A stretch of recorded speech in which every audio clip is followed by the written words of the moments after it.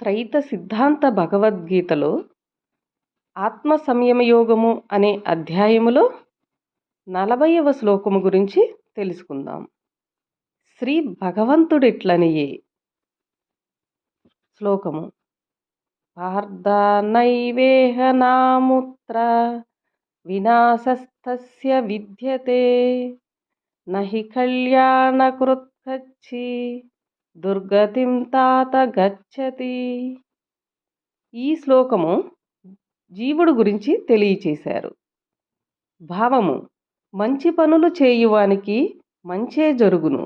ఈ జన్మలో గాని మరి జన్మలో గాని వాని సాధనకు నాశనముండదు. వివరము: మంచి చేయువానికి మంచి ఫలితము తప్పక ఉండును.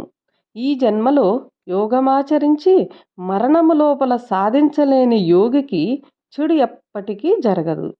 వాని మనస్సులోని ఉద్దేశం ఏముండునో మరణానంతరము మరు జన్మలో కూడా అదియే ఉండును. అందువలననే పుట్టి పెరుగువారు కొంత వయస్సుకు ఒక్కొక్కడు ఒక్కొక్క పనిలో ఆసక్తి చూపువాడై ఉండును. వానికున్న ఆసక్తి ప్రకారమే ఆ పనిలోనే ప్రావీణ్యత సంపాదించును. చిన్న వయసులోనే సంగీతమును మొత్తమును సాధించినవాడు గడిచిన జన్మలో సంగీత సాధకునిగా ఉండును.